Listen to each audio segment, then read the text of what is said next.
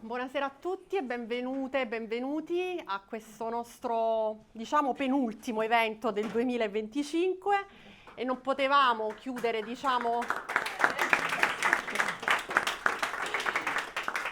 non potevamo chiudere meglio di così che in questa fantastica sede. Chi c'è stato ha visto la nostra festa estiva che abbiamo fatto, che ha avuto un successo strepitoso. Ormai a Lisa chiedono la sede per... No, a parte gli scherzi, questa è una sede seria, fanno formazione seria, quindi cioè, noi ci siamo un po' imbucati quella volta, quindi per è andata benissimo. Siamo gente seria che a cui piace un po' di leggerezza, questo volevo dire, che non guasta mai, insomma.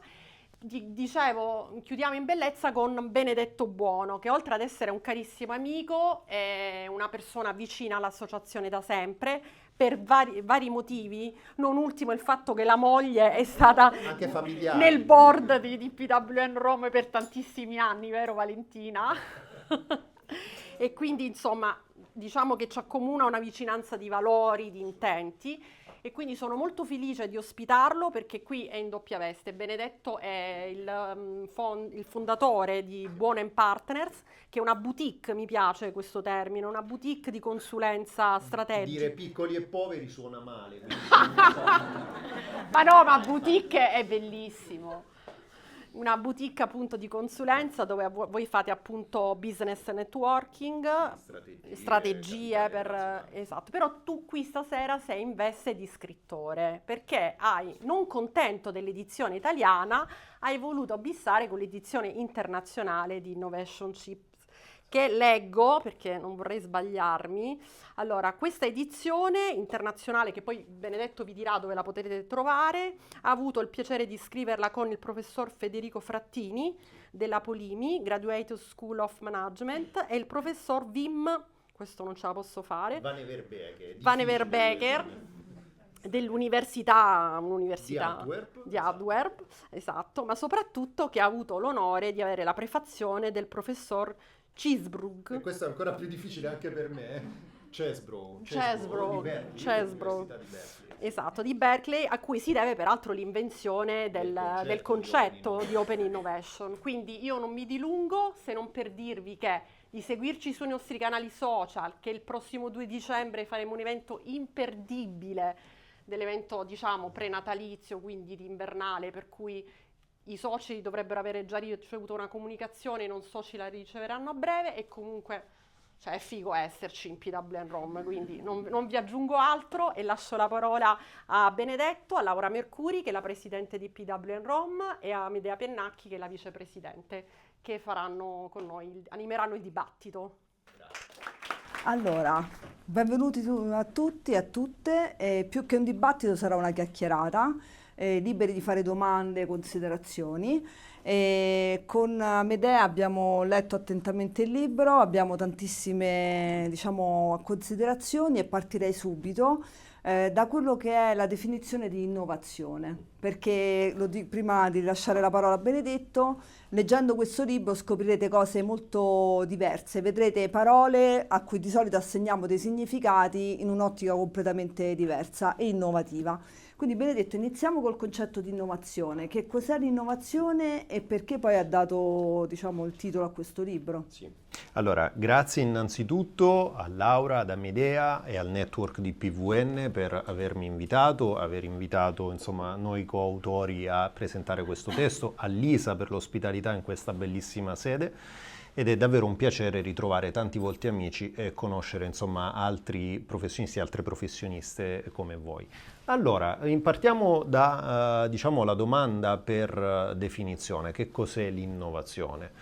Probabilmente se ce lo fossimo chiesti ieri avremmo risposto in un modo, oggi risponderemmo in un'altra, domani ancora in un altro modo. Perché innovazione è sinonimo di un concetto su tutti, di progresso, no? Del non fermarsi. Anche nel termine stesso, innovazione, vi è una crasi di due concetti fondanti e fondamentali. Innovare, quindi fare qualcosa che non è stato fatto, o rifare qualcosa che già esiste, ma in modo diverso, in modo evidentemente migliore, più efficace, più efficiente, possiamo definirlo in tanti modi, e azione. Questa è la parte che mi piace di più, cioè essere proattivi. Chi innova prende dei rischi perché si avventura in territori inesplorati. L'innovatore, per definizione, è un esploratore. Nello specifico, nel nostro testo Innovationship, andiamo per la prima volta in maniera divulgativa, ci sono tanti scritti a partire dalla metà degli anni 70 in poi, soprattutto di matrice anglosassone, sul, diciamo, connubio tra l'utilizzo delle relazioni e la genesi e la produzione dell'innovazione in ambito aziendale. Un testo di natura divulgativa come quella che con il professor Frattini e il professor Van Everbeke abbiamo scritto, per la prima volta mira a un pubblico più diffuso, no? Con un taglio divulgativo, per chiedersi, è pieno di domande questo testo più che di risposte, e l'innovazione vive di domande e di poche risposte, altrimenti non sarebbe innovazione. Per la prima volta si va ad accostare l'utilizzo delle relazioni al fine di supportare l'innovazione. E le stesse relazioni le approcciamo dal punto di vista economico-finanziario, potremmo dire, no? Come capitale relazionale, ma non voglio spoilerare molto, spero di aver più o meno risposto. Sì, hai risposto, consentimi un'altra domanda, un'altra considerazione.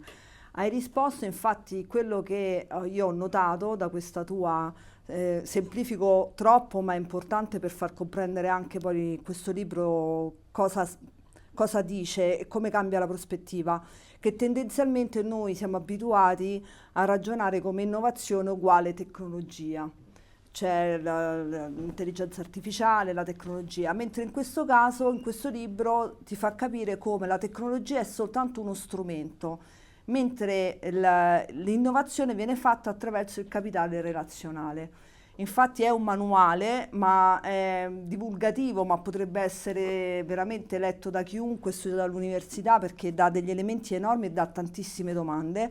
La cosa che mi ha molto colpito è il fatto che tu giustamente dici, e porti anche tanti esempi, quello che serve è il capitale finanziario e tecnologico, che è quello che noi siamo sempre stati abituati a vedere, soprattutto persone che hanno più esperienza all'interno delle aziende, con una vista molto interna, no? Con uno sviluppo inbound della tecnologia, delle idee, dei brevetti. Invece c'è proprio si rompe completamente il paradigma e si dice che bisogna guardare fuori. E quindi si aggiunge in questa componente, per far parlare bene e funzionare bene il capitale finanziario e il capitale tecnologico, è quello del capitale relazionale. E soprattutto lo agganci al tema dell'incertezza, quindi della complessità e di quello che accade.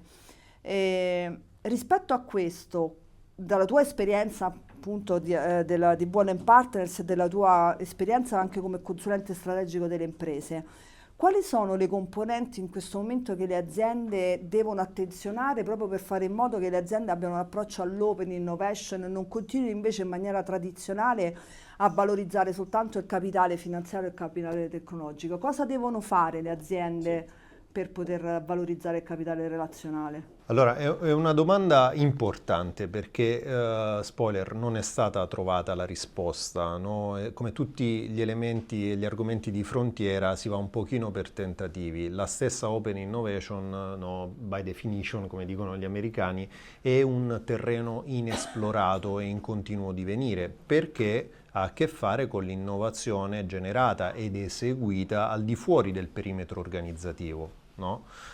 L'innovazione inbound cosiddetta, cioè generata dall'interno, è di un mondo che non esiste più e non tornerà più.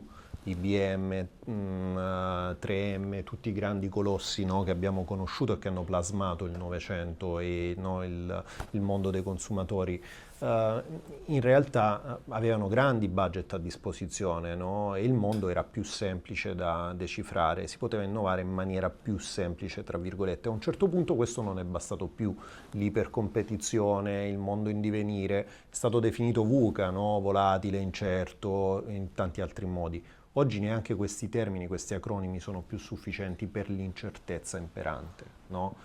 Il mondo, come diciamo sempre, non sta cambiando, il mondo è cambiato quando? È cambiato ieri, è cambiato oggi, mentre parliamo, cambierà stanotte e così via. In un contesto di questo tipo navigare da soli, anche per il più grande dei player, è impossibile, no? Bisogna andare con gli altri, anche e soprattutto in un contesto come quello innovativo. Che cosa bisogna fare? Che cosa bisogna fare affinché le relazioni siano un asset strutturato e che abbia impatto reale sui bilanci, sul profit and loss delle aziende e sul percorso professionale, in fondo, di ogni manager, di ogni soggetto che cerca di lavorare a contatto con l'innovazione? Innanzitutto bisogna leggere, come Laura tu anticipavi, le relazioni come un capitale e da questo punto di vista la letteratura dimostra che molti fattori e molte caratteristiche sono condivise con le due tipologie classiche di capitale, quello economico-finanziario e quello tecnologico. Però, se abbiamo appena descritto il mondo come incerto, volatile, liquido, mutevole, minaccioso, in tutti i modi che ci vengono in mente, pensiamo anche che il capitale economico-finanziario oggi è largamente disponibile sui mercati. Anzi, i grandi investitori cercano affannosamente la prossima next big opportunity, come si dice, no? Dove investire questi soldi. La tecnologia, a sua volta, il capitale tecnologico, è diventato e sarà sempre più una commodity. Basta vedere il trend della generative AI, no? È sotto gli occhi di tutti ormai lo usiamo, ne abusiamo.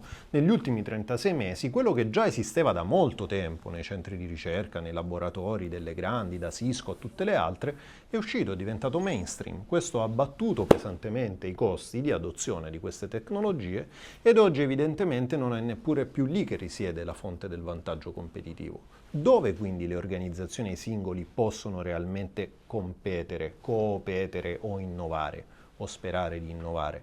È attraverso una visione, una lettura multicentrica e multi-stakeholder del mondo, quindi attraverso le relazioni. Di qua il concetto di capitale relazionale. Cosa devono fare? Vado alla seconda parte della tua domanda.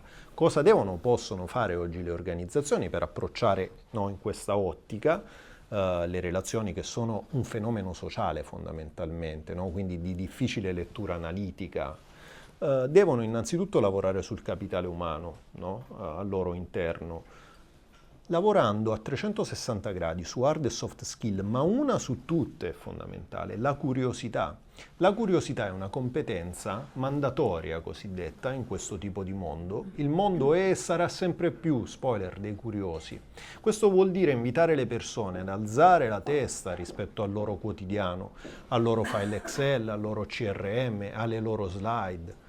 Esercitare il pensiero critico, che è qualcosa che è a rischio oggi evidentemente, è sempre più sovrabbondante l'utilizzo di GPT e tutte le altre commodities tecnologiche. Curiosità e pensiero critico, non a caso se andiamo a vedere i ranking di tutte le skill delle grandi società di ricerca globali, dal World Economic Forum al McKinsey Research Institute e molte altre blasonate, vediamo proprio tra le 3 top skill sempre negli ultimi 5 anni la curiosità, la proattività e l'ascolto attivo, che sono 3 facce di una forma mutevole che aiuta le persone a navigare, e se le persone riescono a navigare anche le organizzazioni riusciranno a restare competitive, probabilmente. Non è detto che questo sia sufficiente. Sì, tanto grazie. Allora, ho letto questo libro con grande attenzione, devo dire.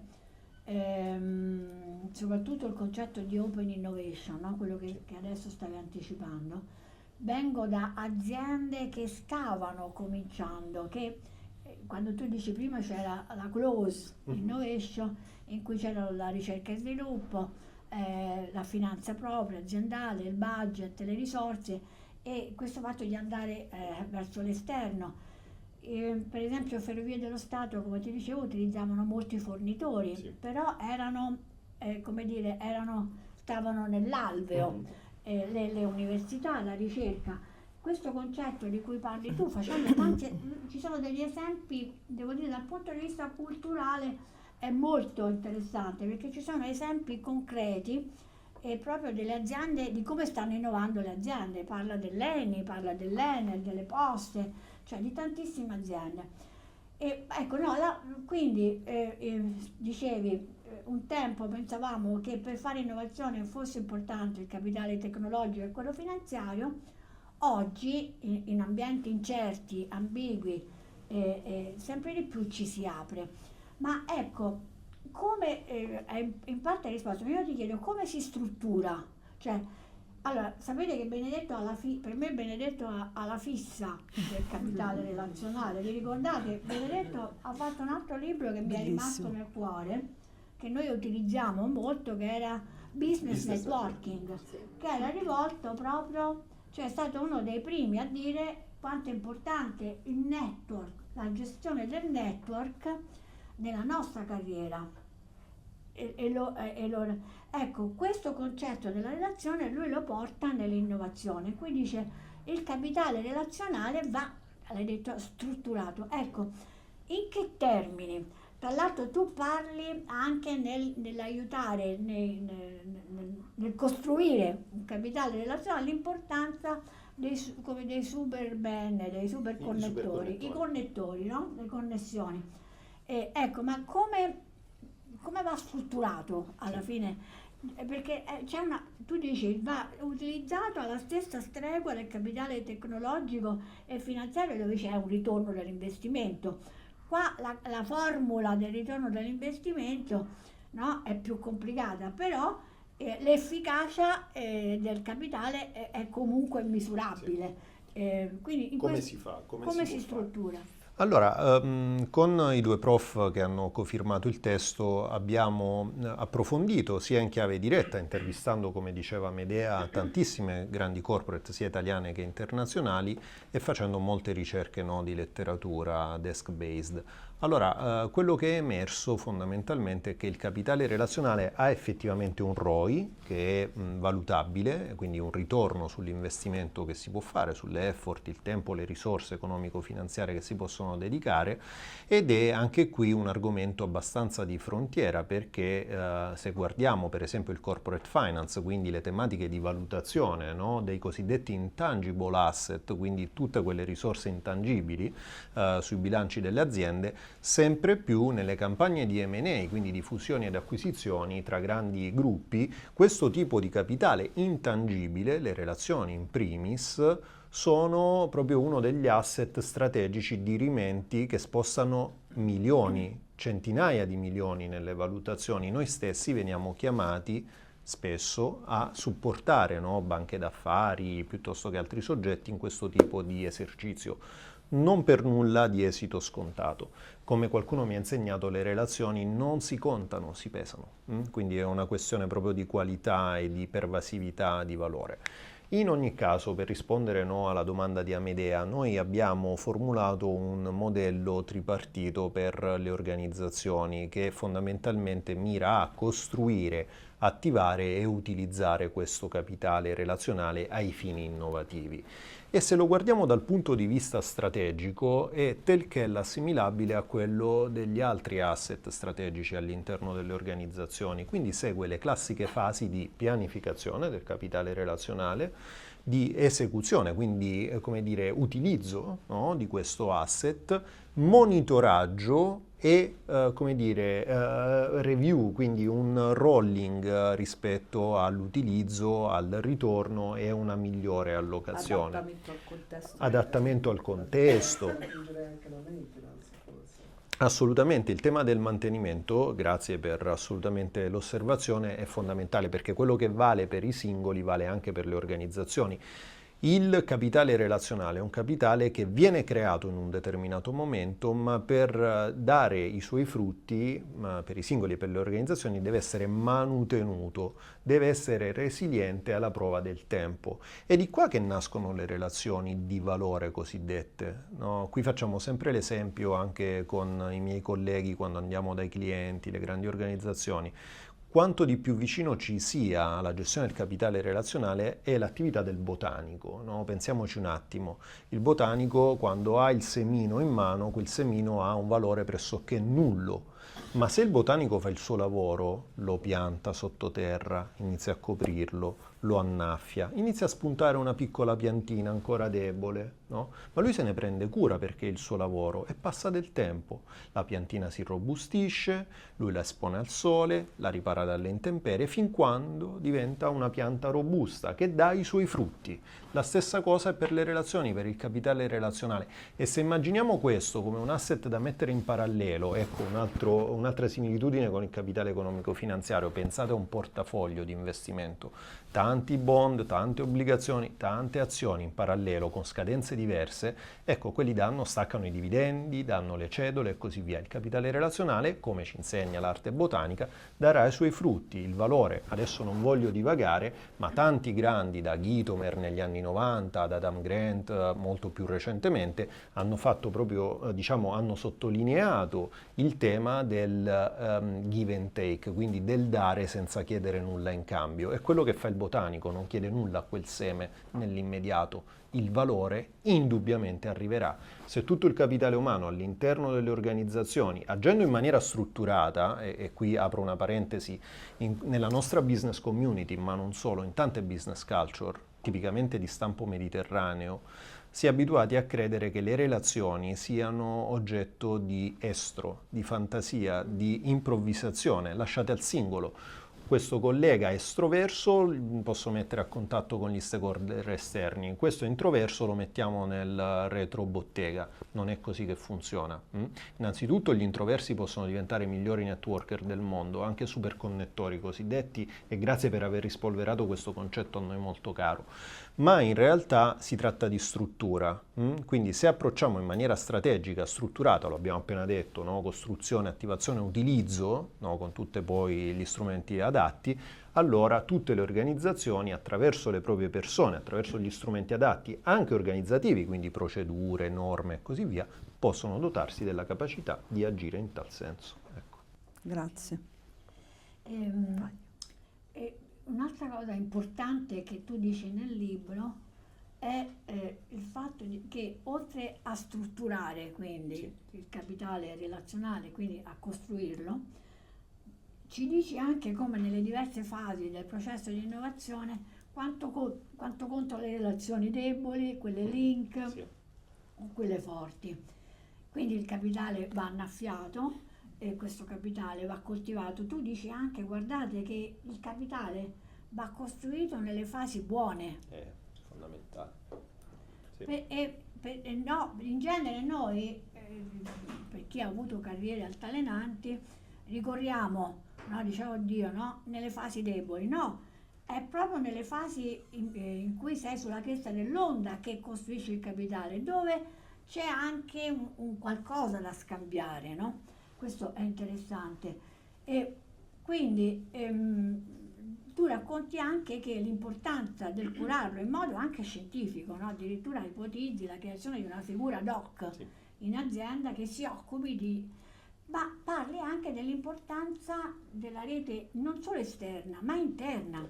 Cioè del fatto che tutti, oltre ai team che fanno innovazione, in cui racconti delle cose molto belle di come i team devono essere composti, io veramente ve lo raccomando, no? Anche se poi ci occupiamo d'altro, perché... E quindi però, ecco, però quello che dici è che la cultura dell'innovazione deve essere pervasiva. Quindi in tal senso, perché l'innovazione, tu hai detto una cosa bellissima, l'innovatore è un esploratore. Bella, no? Cioè fa persino rima, in questo periodo sto seguendo un corso di poesia con le rime. Quindi, sto a caccia delle rime. C'è del bello anche nel management. Non sembra, ma c'è. Ecco, appunto, quindi c'è un problema verso l'esterno, ma anche di attivazione all'interno. Per cui non c'è solo il team che fa innovazione, ma è tutta l'azienda che, ecco, anche questo come si struttura, anche nelle aziende che tu... Poi c'è un'altra domanda. Scusa, no, io volevo integrare la tua solo, come si struttura quindi la relazione, anche favorire la relazione all'interno, e come si fa la retention dei talenti. Ok, allora qui di solito ci pagano per questo tipo di... L'ho fatta apposta. Se vuoi dopo No, a parte le battute, sono argomenti veramente molto importanti e anche qui nel dibattito continuo, no, del management in questo momento, e sempre più lo saranno, no, considerando come sta andando lo scenario. Allora, rispondo in sequenza. Da un lato, per quanto riguarda i cosiddetti confini, no, le boundaries interne e esterne del perimetro organizzativo, per le organizzazioni il proprio capitale umano, cioè le proprie persone, sono né più né meno Quello che l'inner circle è per i singoli professionisti, per le singole persone, cioè sono, come dire, il porto sicuro, dovrebbero essere il porto sicuro.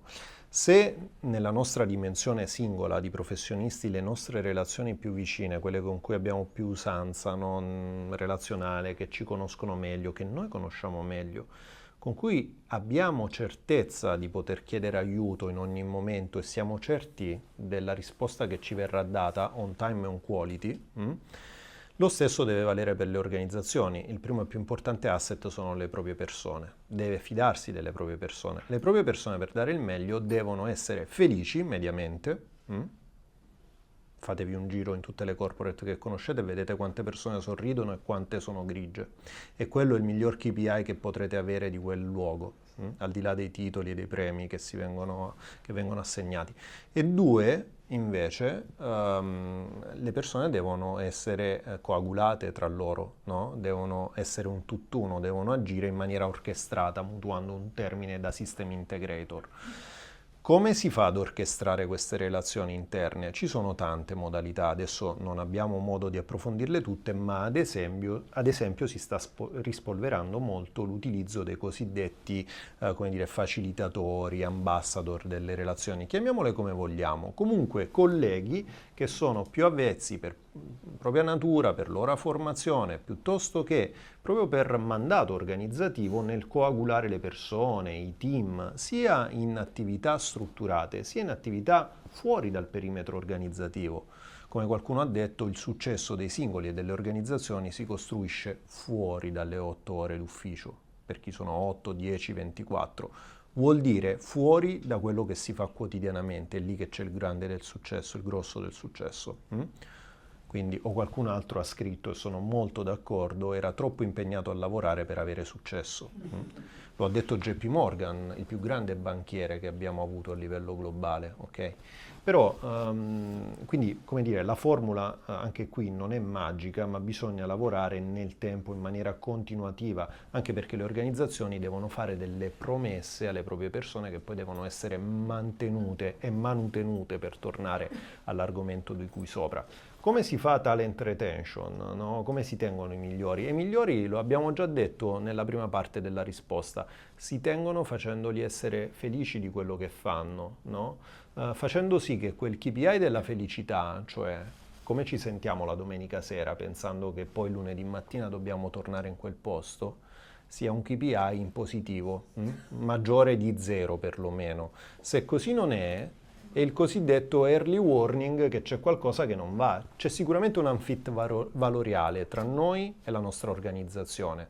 E se i singoli tutti sommati hanno questo unfit valoriale percepito e percepibile, vi assicuro che tutti gli altri stakeholder, e siamo in un mondo multi-stakeholder, dal punto di vista delle relazioni, lo avvertono e la cosa si incaglia. Ok, la macchina si incaglia e spesso si ricerca il fallimento, no, delle organizzazioni in mancati investimenti, hanno perso il treno dell'intelligenza artificiale piuttosto che altro. Nessuno si chiede mai come si sta lavorando, come si è lavorato sulle persone, che sono, restano e resteranno sempre, almeno per un po', non sappiamo per quanto, ma l'asset privilegiato su cui lavorare, no? Infatti era proprio questo, cioè questo libro, il titolo parla di innovazione, in realtà tutto gira intorno alle persone. E in questo momento in cui noi pensiamo, no, che verremo sostituiti dall'intelligenza artificiale, chissà quando, insomma, il tema invece della persona, della risorsa umana, intesa come persona, soggetto pensante, torna al centro ed è proprio il fattore scatenante che può essere il fattore di successo con cui le imprese possono fare innovazione. E in questo libro c'è, me lo sono appuntato perché volevo leggervelo, anche la definizione di talento, perché poi mi dà l'assist per farti la domanda. Nel libro si dice: il talento è un processo creativo che ha bisogno di buoni mentors per coltivarlo. I mentors sono fonti di consiglio e ispirazione, figure impegnate a migliorare costantemente le proprie azioni e per estensione quelle della comunità con cui entrano in contatto. Il loro valore sta aumentando nell'era digitale. In precedenza il potere di un mentor era solitamente limitato alle persone che poteva incontrare in vari eventi faccia a faccia. ma ora la sua influenza è esponenzialmente maggiore. Il talento creativo è strettamente correlato all'abilità di creare e coltivare relazioni.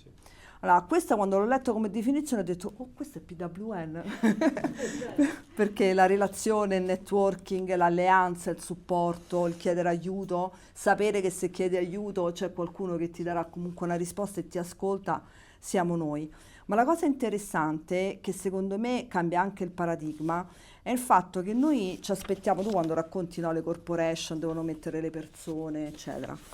Ma qui ti faccio un'altra domanda, perché non possiamo cambiare il modo di pensare delle corporation, però possiamo cambiare noi come ci relazioniamo al mondo, no?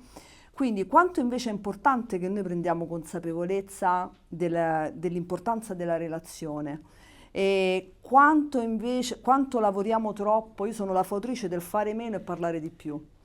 E che infatti abbiamo fatto quest'anno un corso che si chiama Networking al servizio degli obiettivi, quando in classe, diciamo, una delle prime cose, qui c'è Paola che ha fatto il corso, cioè Flaviana, una delle prime cose che ho detto è stato, questo è tipico poi delle donne, molto orientate all'obiettivo e poco alla relazione, ho detto sempre, voi dovete, ho creato diciamo la proporzione 50-30-20, 50 lavori, fai l'Excel, fai il PowerPoint, eccetera, il 30 racconti possibilmente in corridoio dove ti sentono tutti quanto sei figo e quanto sono belli i tuoi lavori, e il 20% esci dall'ufficio e fai relazione, perché lavorare 12 ore al giorno non è più vincente. Quindi vi invito a leggere questo libro, perché questo libro cambia proprio il paradigma, e questa cosa però la possiamo fare e la dobbiamo fare noi.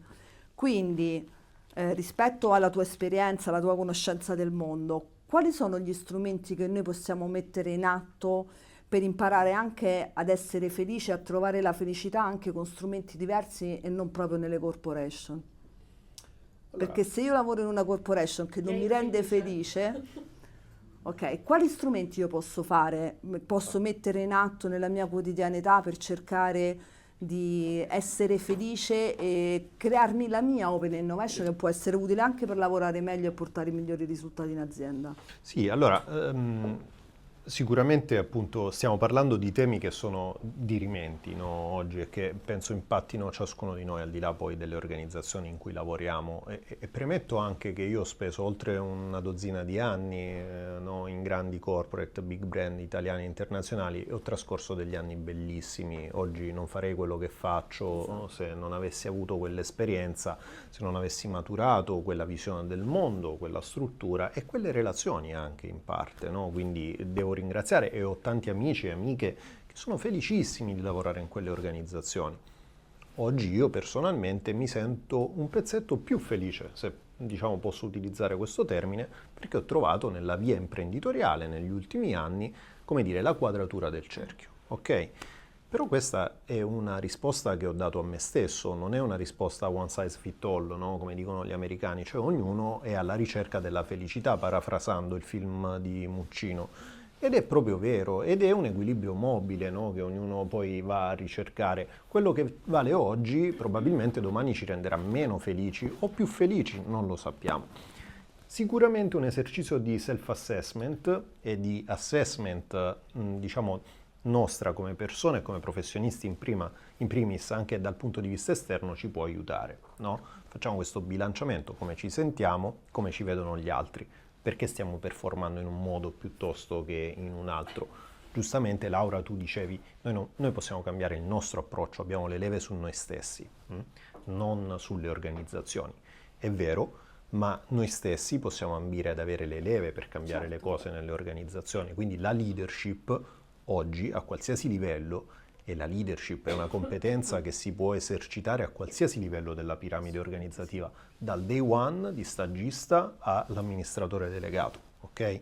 La leadership è un'attitudine. E la leadership tipicamente, almeno in accezione classica, la leadership è solitaria, soffre di solitudine. L'uomo o la donna sola al comando, ok? Questo è vero, ed è vero fino a un certo punto, ok? Nessun leader è tanto forte, tanto illuminato, ha tutte le informazioni, ha tutta la capacità di pensiero di decifrare e navigare il mondo complesso che stiamo descrivendo insieme, che è descritto nel libro e in tanti altri testi. Di conseguenza diventa ancor più urgente lavorare sulle relazioni, in qualsiasi fase della propria carriera, sia per i singoli che per le organizzazioni. Quindi tu citavi anche il tema della mentorship, no? Se guardiamo un mondo che a noi è molto vicino, perché sì, parliamo tanto di grandi organizzazioni, big corp e così via, ma nel libro per esempio sono raccontati anche molteplici casi di scale up, di start-up che ce l'hanno fatta o che ce la stanno facendo. Come? Dal racconto di queste persone emerge chiaramente come il capitale relazionale sia stato indissolubilmente legato alla loro capacità di sopravvivere alla cosiddetta Death Valley, cioè la valle della morte, in cui 9 start-up su 10 a livello internazionale, non solo in Italia, muoiono. Quindi le relazioni sono salvifiche effettivamente. E i mentor nel mondo dell'innovazione appena nata, delle start-up e delle scale-up, è una figura fondamentale, perché guida founder che tipicamente possono non avere tutta l'esperienza necessaria. E dico io, chi è che ha l'esperienza necessaria per innovare realmente un qualsiasi settore? Nessuno. I mentor, figure di riferimento che ci aiutano a navigare, no, attraverso la propria esperienza, gli errori che già hanno fatto, sono lenti un po' più pulite, un po' più messe a fuoco per guardare il mondo e il mondo dell'innovazione di come potremmo fare da soli senza queste lenti. Non a caso grandi organizzazioni si stanno dotando di programmi di mentorship sempre più importanti, sempre più strutturate. Noi stessi siamo coinvolti nel supporto di alcune di queste iniziative. È una delle tante chiavi. Però sottolineo, poi vi ripasso la parola, sottolineo comunque l'importanza di esercitarsi sempre sulla curiosità personale. Cioè la mattina ci dobbiamo svegliare curiosi, affamati e onnivori curiosi del presente, leggere, esercitare, no? Pensiero, parlare con i nostri colleghi. A volte vediamo delle organizzazioni in cui la persona seduta qui non sa quella che fa la persona accanto, o come si dice, no? I silos organizzativi, un ufficio non parla con l'altro. Perché? Perché si sta smarrendo anche quella capacità di dialogo nei cosiddetti tempi morti, che invece sono i tempi più ricchi per un'organizzazione. Il tempo al caffè, il pranzo, no? Il bilanciamento tra relazioni con stakeholder esterni all'organizzazione e stakeholder interni. Ognuno ha dei benefici e dei limiti, bisogna dosarli con cura, in una pianificazione che è molto simile alla pianificazione editoriale, no? Ognuno di noi dovrebbe avere una pianificazione relazionale e le organizzazioni ovviamente la dovrebbero avere. Ci sono soggetti che ce l'hanno, ci sono anche grandi piattaforme che i mercati finanziari molto più sviluppati del nostro supportano la leadership per fare questo. Da noi siamo ancora un po' nella caverna, però qualcosa si muove, ecco, per fortuna. Grazie, mi hai fatto venire in mente, proprio lascio la parola ad Amedea, il tema della leadership. Condivido al 100% il fatto che la leadership, quindi la capacità, chiamiamola, di influenza, è indipendente dal ruolo, anzi la devi sviluppare prima che ti viene poi riconosciuta da un punto di vista organizzativo. E il tema della curiosità e dell'ascolto è assolutamente personale ed è indipendente dalla dimensione dell'azienda in cui ti trovi. Ed è un'attitudine che dobbiamo assolutamente continuare a coltivare ed è sempre fondamentale, sono d'accordo con te, e soprattutto perché le soluzioni non le dobbiamo sapere, le dobbiamo trovare. Anche il fatto di spostare l'attenzione dal sapere alla ricerca, no? Io non devo sapere tutto, io devo sapere chi mi può dare quell'informazione. Per poterlo fare devo alzare gli occhi dalla scrivania e dal PC, guardarmi intorno, crearmi delle relazioni sia all'interno ma soprattutto all'esterno, perché questo è un modo con cui ti puoi anche confrontare e capire che forse, e questo lo dico proprio come messaggio positivo, perché poi è il vantaggio anche di essere un'associazione ed è uno dei motivi, no, per cui tante persone poi si associano, è il fatto del confronto quotidiano con altre realtà che ti consente di capire che poi tanto male non stai. No, infatti, Okay? infatti Che non è il mal comune mezzo gaudio, anzi è la valorizzazione del bello che hai nella tua quotidianità. E dare il metro, questo è importante, quello che dici, Laura, cioè relativizzare quello che abbiamo, no, di buono e di meno buono, è fattibile semplicemente con un esercizio di confronto e quindi di dialogo con gli altri. Se ci avvitiamo su noi stessi e valutiamo semplicemente il cono visivo, no, che abbiamo, ci stiamo perdendo il contesto e quindi sbagliamo. E questo è anche l'errore che fanno i manager, no, i top manager nell'allocazione strategica delle risorse. Quindi, tra l'altro, Laura, prima avevate citato il tema dei legami deboli, no? Sì.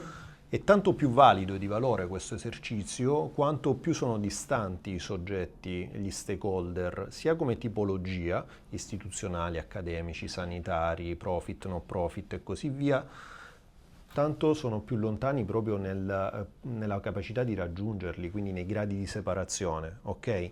C'è una teoria che ormai ha tanti decenni sulle spalle, quella di Granovetter, che ha dimostrato come oltre l'83-84% di tutte le opportunità professionali a nostra disposizione nel corso di una carriera derivino dai cosiddetti legami deboli, cioè dai soggetti che vediamo una volta nella vita probabilmente, l'ex collega con cui abbiamo lavorato solo per 6 mesi e poi se n'è andato in Australia, il compagno di università che non sentiamo da 15 anni e così via.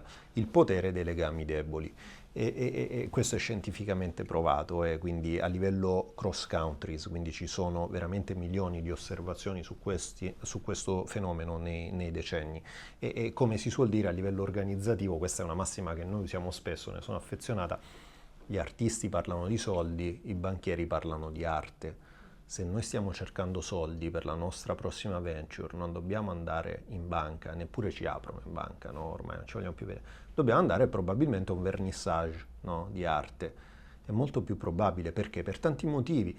Perché lì troviamo il target di nostro interesse, perché le barriere sono più basse, è un momento di leisure, no? La possibilità di interloquire tra pari su un argomento diverso da quello prettamente professionale è molto più semplice, e lì costruiamo un'opportunità che poi dobbiamo essere bravi a ampliare, no? A far vivere. Questo è un esempio molto basico, ma nelle strategie che noi formuliamo per le organizzazioni, questo è un po', come dire, la natura, il DNA del sentire che noi cerchiamo di trasmettere. Ecco. Grazie, bene. Sì, allora veramente ne avrei 3, non so se... allora, la prima è più un'osservazione, tu stesso lo dici. Allora, il capitale relazionale, come se ne parla, è buono, nel senso a fini nobili, ecco. Quindi è un fine di cooperazione delle aziende, e quindi è in termini positivi, di liberare energie, la creatività, stimolare. Però sappiamo che ci sono anche dei fini meno nobili. Faccio un esempio, una importante manager che aveva un suo manager sotto, gli ha fatto una carriera strepitosa perché andava tutte le sere a cene politiche. Ha preso un sacco di peso. Infatti, quindi a volte, ed è una cura della relazione spasmodica, no? Quella. E gli ha fatto fare carriera.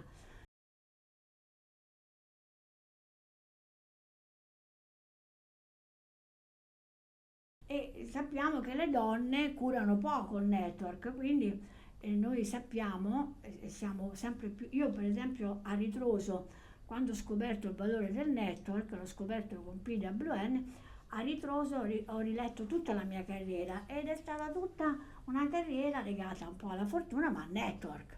Quindi erano persone, come dici tu, il professore o il vecchio capo che ti chiama, quindi ecco, questo tema è di curarle. Ma qui è un'osservazione che faccio.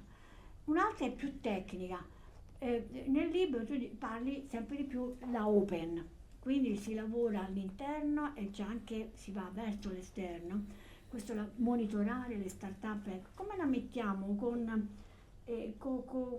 tema dei brevetti, la proprietà intellettuale di un qualcosa che nella nostra fantasia uno tiene, no? Cioè non me lo devo fare. Quindi nella tua accezione Sì. di Open Innovation i brevetti non lo so a che fine fanno. Ecco, quindi la prima domanda è questa.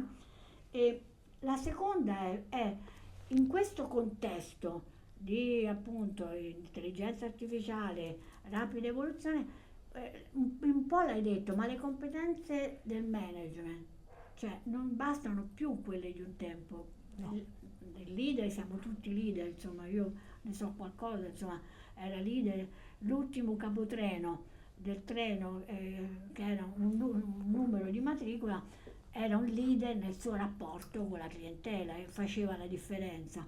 Però ecco, dal punto di vista manageriale, noi viviamo in tutte le aziende, che tipo di competenza, oltre alla curiosità, all'ascolto, tu parli molto di purpose, parli anche di etica, di codici. Quindi ecco, penso che ci sia una grande anche trasformazione, non solo di chi si occupa, ma nel creare una gestione inclusiva, no? In cui i talenti, anche che poi sono per me ognuno ha un suo talento. Quindi...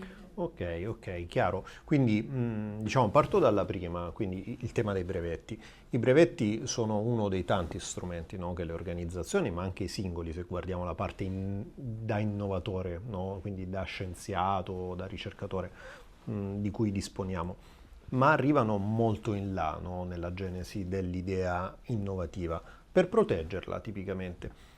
Il grosso degli errori che si commettono dal punto di vista relazionale per i singoli e quindi anche per le organizzazioni di diversa natura e dimensione è tenerla troppo stretta quell'idea, no? Non verificarla con il mondo esterno. L'open innovation ha ragione di esistere, come ci insegna Chesbrough dal 2003 in avanti, e tutto quello che ne è derivato.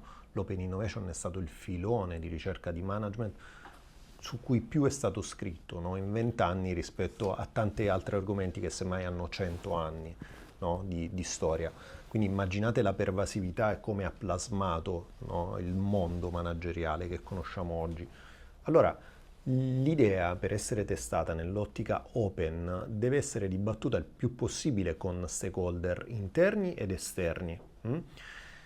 Il problema di tanti pseudo-innovatori, wannabe startup, imprenditori, intraprenditori, no, all'interno delle grandi organizzazioni, l'intrapreneurship, no? Tutti siamo chiamati ad essere innovatori nonostante il cappello funzionale che abbiamo nelle organizzazioni. È un po' un mito, perché tutti sono un po' gelosi della propria idea, no, rivoluzionaria, e la tengono nel cassetto. Peccato che i dati e le ricerche internazionali e anche le esperienze singole, io lo posso testimoniare, negli anni ho visto, i cassetti tendono a rimanere chiusi. E il mondo è pieno zeppo di cassetti con l'idea rivoluzionaria all'interno. Siamo tutti potenzialmente degli Elon Musk e le nostre organizzazioni sono tutte potenzialmente delle... No dai, non Tesla, delle Nvidia. No, Tesla non se la passa tanto bene adesso. Il problema è che nessuno apre, nessuno ha il coraggio di aprire quei cassetti e di confrontarsi con gli altri per una serie di motivi, anche perché fa paura il giudizio di stakeholder esterni che ci possono anche smontare quella che secondo noi è l'idea del secolo. Ok, gli innovatori non hanno problemi a confrontarsi con gli altri, se credono realmente in una cosa vanno controcorrente. Quindi emerge già, e qui vado a rispondere anche alla seconda parte, un tratto caratteristico della leadership, il coraggio. Il coraggio è essenziale e come la leadership si può e si deve, no, esercitare a tutti i livelli, anche il coraggio è qualcosa di esistenziale, no? Non soltanto in ambito business. E il coraggio ha molto a che fare con il tema del purpose, per esempio, no? Siamo nati, siamo cresciuti, ci siamo formati nelle scuole manageriali tutti con la triade vision, mission e strategia. Ecco, finalmente si è capito, ma è un concetto anche qui che esiste dagli anni '80 perlomeno, ora sta diventando più mainstream nel mondo manageriale, che c'è qualcosa che viene ancora prima, il purpose, cioè il perché, il why. Noi la mattina ci svegliamo come singoli e come organizzazioni e facciamo quello che facciamo nel modo in cui lo facciamo. Perché? Perché lo facciamo? Perché lo dobbiamo fare? Perché lo dobbiamo fare in quel modo?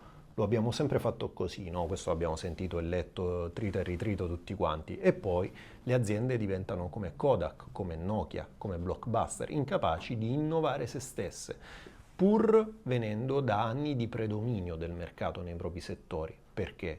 Perché hanno fatto closed innovation, perché hanno chiuso gli occhi, perché sono diventate ego riferite. Non hanno lavorato con il loro network, non hanno lavorato sul capitale relazionale e si sono persi il treno o i treni. I trend. Netflix non è la Netflix che conosciamo oggi. Netflix ha arrancato per oltre un decennio. Era un titolo cosiddetto cheap di serie B o di serie C, era una penny stock in certi momenti ed era uno dei tanti competitor di Blockbuster quando Blockbuster non sapeva neanche che Netflix esistesse. Poi è riuscita invece a innovare perché ha capito che il mondo stava andando in cosiddetta direzione data driven, cioè guidata dal dato. Netflix è diventato il colosso che oggi conosciamo, Blockbuster non esiste più. Quindi, ecco, se posso aggiungere coraggio, purpose driven leadership, capacità di ascolto, curiosità, ma sicuramente open to others, no? Che è uno dei tratti caratteristici dei cosiddetti business networker, cioè coloro che agiscono quotidianamente a favore delle proprie organizzazioni aprendosi al mondo esterno, no? E a volte gli input che ci arrivano possono essere piacevoli, confermativi, altre volte no. se siamo dei leader, siamo in grado di gestire sia i feedback positivi che meno positivi. Io ho una domanda, Vai. è più personale però. Vai. No, ecco. C'è mia moglie in sala. Valentina, ho visto. No, allora, ti ho sentito dire in una delle tue tante apparizioni, never give up, che è una tua massima. È la mia preferita. La Never tua Give Up. preferita, ecco. E tu hai fatto anche il grande salto. Tu a un certo punto da grandi corporation hai fatto un salto.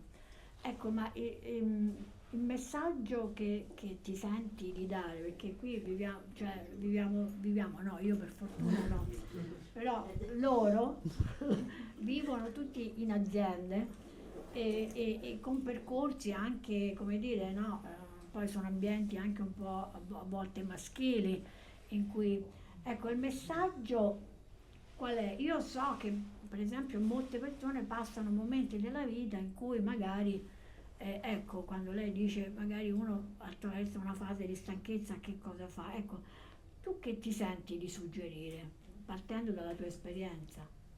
Sicuramente se io tornassi indietro lavorerei dal day one, ma molto prima, sulle relazioni, in maniera strutturata, come ho imparato a fare Segnate. nel tempo. Cioè vuol dire dall'asilo, brava Elisabetta, dall'asilo, se qualcuno me lo avesse insegnato e detto, ma fino alle scuole superiori, ma anche all'università, ancora oggi, anche in brand molto blasonati accademici, non si parla di relazioni, così come non si parla di soft power, transversal skill, no? Scusami, posso interrompere? Però negli Stati Uniti non è proprio così, perché per esempio il network che ti fai all'università È vero, te lo porti infatti. a vita. Infatti. Cioè frequentare Aspetta. l'università è più importante che Infatti, il infatti. contenuto. È corretto quello che dici, Sabrina. Infatti, noi possiamo mutuare delle esperienze positive, no? E farle nostre.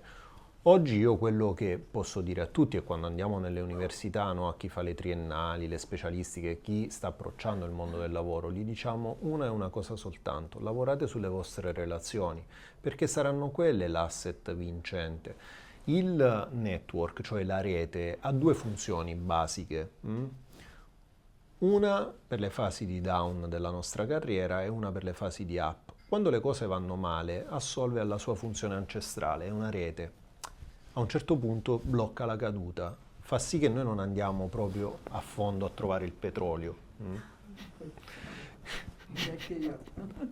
Quindi, e ci fa rimbalzare teoricamente altre opportunità, no? Un'altra chance, ci tiene a galla. Quando le cose vanno bene è altresì, se non più importante, la rete, il network. Perché? Perché attiva quel cosiddetto effetto megafono che consente di comunicare e dipanare alla corretta target audience, se l'abbiamo costruito bene il network, il nostro valore e quindi sbloccare la prossima next big opportunity della nostra carriera. Ma questo, il capitale relazionale, è una delle grandi differenze rispetto al capitale economico-finanziario e al capitale tecnologico, che possono essere acquistati e attivati real time. Il capitale relazionale no. Ci vogliono anni, decenni per costruirlo e attivarlo solo on demand non funziona. Bisogna dare per tutti quegli anni prima di chiedere qualcosa, altrimenti il giochino non funziona. Questo vale per i singoli e vale per le organizzazioni. Quindi, come dire, iniziamo ieri, qui il senso di urgenza. E anche no excuses, come dicono gli americani. Oggi abbiamo talmente tante opportunità, talmente tanti strumenti per lavorare sul nostro capitale relazionale, che se non ci riusciamo siamo soltanto noi colpevoli. Anche di questo dobbiamo essere consapevoli. Ma il capitale relazionale avrà un po' di difficoltà con l'intelligenza artificiale? Nel senso No, No, anzi, al contrario, diventerà sempre più centrale. In un'epoca in cui adesso stiamo vivendo la seconda di una, come dire, rivoluzione tripartita. Noi siamo nati e cresciuti nel mondo human to human come relazioni e anche le organizzazioni. Oggi siamo nello human to machine, machine to human. Non sappiamo quanto durerà questa fase. Sicuramente la prossima sarà il machine to machine, che prevede dei layer umani però, sopra, sotto, lateralmente, con tante di domande sulle responsabilità, sull'accountability e quant'altro. Già oggi è possibile con alcuni strumenti andare a replicare alcune attività basiche di relazioni, quindi decuplicare l'effort che noi facciamo diciamo, sulla nostra rete. Tuttavia, diciamo, la preservazione dell'umano in questo tipo di competenza è ancora preventivabile come di medio-lungo termine, per fortuna, perché è una delle ancore salvifiche che ci potranno tenere a galla rispetto all'emersione del sintetico, che ci mangerà tantissimo di quello che facciamo e di come lo facciamo.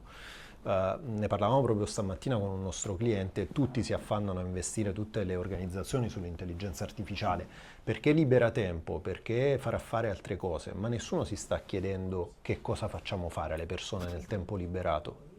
Le stiamo formando per farle fare qualcosa di diverso a maggior valore aggiunto? Sono tematiche grandissime. Sono tematiche sociali che invitano un recupero dell'agire organizzativo come quelle di olivettiana memoria, probabilmente, un ruolo sociale dell'organizzazione, prima ancora che economico-finanziaria. È una storia tutta da scrivere. Io lascerei, avrei altre 20 domande da farti, ma lascio la parola. Alziamo semmai la voce a favore, sì, di tutti i colleghi. Ok, allora, volevo fare questa domanda. Tutto quello che abbiamo sentito sul discorso del, diciamo così, potenziare appunto lavorare sulla relazione. La mia domanda è, vi siete posti voi la domanda quanto questo, o meglio, quanto la remotizzazione della relazione o volgarmente detto smart working su questa cosa incide e se effettivamente c'è una possibilità di trovare un minimo di relazione fra questa spinta nel ricrearla la relazione e quello che invece le organizzazioni oggi stanno cercando, nel senso di comunque favorire il fatto che le persone possano lavorare o comunque copartecipare in modo remoto. Sì, grazie per la domanda. Già in anni non sospetti, no? Amedea citava, ti ringrazio, no, il primo testo, Business Networking, nato proprio in epoca pandemica. Abbiamo iniziato poi con i colleghi a parlare del cosiddetto mondo digital, cioè tutto quello che noi cerchiamo di portare all'interno delle organizzazioni clienti ha a che fare con questa terza dimensione. Noi viviamo nel reale, lavoriamo moltissimo nel digitale e spesso i due, domini si sovrappongono. Pensate, tipicamente sono in macchina, sto andando, non so, porto i miei figli in piscina, nel frattempo ho Teams accesa e faccio la call con il cliente. Quello è un classico momento, digital, dove coesistono queste due sfere. Non entro nei pro e contro di questa roba. In ogni caso, le organizzazioni tanto si stanno arrovellando in questo mondo post-pandemico rispetto al detrimento, l'arricchimento delle relazioni attraverso la terza dimensione.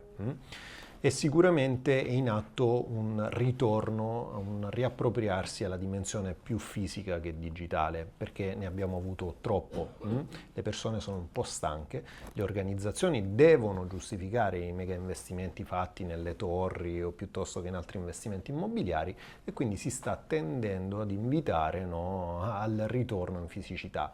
Tuttavia è un fatto che il lavoro da remoto, from anywhere, oggi è uno standard. E per fortuna che è così, perché aiuta molti a lavorare, ad essere compatibili con il proprio stile di vita e quant'altro. È anche oggi un oggetto di ricerca, come si fa a preservare le relazioni. È stato dimostrato, questo è un tema molto intra-team, oltre che extra-organizzativo, come lavorare su due leve, dal punto di vista del management, aiuti a coagulare le relazioni anche nel mondo digital, quindi attraverso lo smart working o chiamiamolo come vogliamo. Sono la capacità di coinvolgere e la capacità di rendere partecipi, che sono sinonimi fondamentalmente. E questo ha molto a che fare con il purpose, no? È la storia di quello che spacca le pietre sotto il sole. E questo rappresenta bene. Ci sono tre persone che spaccano pietre e uno gli chiede: ma che cosa stai facendo? Al primo, il primo gli dice: sto spaccando una pietra. Il secondo gli dice: sto spaccando una pietra per costruire quel muro lì giù. E il terzo gli dice: sto spaccando una pietra che servirà a ergere quel muro su cui verrà costruita la cattedrale più bella della nostra città. Questo terzo è quello che è stato evidentemente coinvolto e reso partecipe di un disegno più ampio che ha una risposta al perché rispetto a quello che sta facendo, non ha una visione parcellizzata della sua attività e capisce il suo valore di ingranaggio in un meccanismo molto più grande. Attraverso il digitale Questo è ancora più importante perché non abbiamo la vicinanza fisica, non abbiamo il non verbale, non abbiamo tutta un'altra serie di strumenti a disposizione come manager. E quindi dobbiamo essere in grado di dialogare e spiegare bene il valore di quello che noi chiediamo alle nostre persone e anche ai nostri stakeholder esterni e il valore che possiamo dare soprattutto ai nostri stakeholder interni ed esterni. La capacità di dialogo, da questo punto di vista, lo storytelling diventa dirimente, è la vera freccia nella faretra di chi sopravvivrà in questo mondo del lavoro. Come ha detto qualcuno più bravo di me, le avventure capitano a chi le sa raccontare. Dovremmo lavorare molto di più sulla capacità di storytelling. Altre domande, osservazioni? Anche no, perché ci abbiamo fame. Dal Cioè, balcone. sì. No, quando volete. No, volevo dire soltanto un'ultima cosa, sempre legata al tema. Abbiamo veramente, come vedete, affrontato tantissimo e non abbiamo mai parlato di algoritmi o di sviluppo di software, no? Che di solito si tende a parlare di questo. È un po' quello che noi facciamo anche con l'associazione, però io ribadisco che secondo me il messaggio più importante che io mi porto a casa e che condivido tantissimo è il tema della consapevolezza di sé, del nostro scopo, dei nostri obiettivi e di come dobbiamo essere bravi. Uno dei task che dobbiamo portarci a casa tutti i giorni è nutrire quella famosa piantina che è la relazione. Quindi quando io scherzo, dico facciamo meno e parliamo di più, è proprio questo. E questo purtroppo è una cosa culturalmente che è un po' un limite, un bias che diciamo ci auto anche definiamo. Quindi noi come donne, perché siamo culturalmente cresciute in maniera diversa, dobbiamo fare il doppio del lavoro perché spesso abbiamo questa sindrome per cui dobbiamo fare le cose fatte bene, invece forse conviene farle meno bene, anzi con la relazione farlo fare a qualcun altro al posto nostro, ok? Per raccontarle meglio. Esatto, perché quando parliamo di leadership e di influenza, la leadership è proprio influenzare l'altro, farlo capire, spiegare il proprio. Se spieghiamo il nostro purpose, troviamo tantissime persone che, e questo è proprio da vita vissuta, soprattutto nelle realtà in cui ci sembrano più grigie o nei momenti anche di difficoltà, perché poi siamo professionisti e professionisti, ma siamo uomini e donne, comunque abbiamo una vita. Quindi pensare sempre che non siamo, questo lo dico proprio, sembra una seduta psicologica, ma un messaggio che voglio dare è proprio questo, cioè mettere al centro della relazione la persona, noi e gli altri. E soprattutto nei contesti in cui pensiamo appunto che sono più grigi così, facciamo una domanda in più, è preferibile sentirsi dire un no in più, ma forse su 5 persone 3 ci diranno sì, ci racconteranno e ci consentiranno di avere quelle informazioni che poi ci servono. E anche per lo smart working, se siamo a casa e riusciamo a gestire meglio il lavoro e ci si libera del tempo, possiamo creare della relazione non solo all'interno ma anche all'esterno, ok? Ed è anche uno dei modi per cui poi fate lo smart working, così venite agli eventi di PWN. Ok, detto questo andiamo a mangiare. E grazie a Benedetto, grazie mille. Grazie a tutti. Il libro lo trovate per chi volesse sul sito di Egea, no? Di Bocconi University Press o su Amazon, quindi poi ci fate sapere se vi è piaciuto. E leggetelo perché è veramente fantastico, troverete un sacco di cose.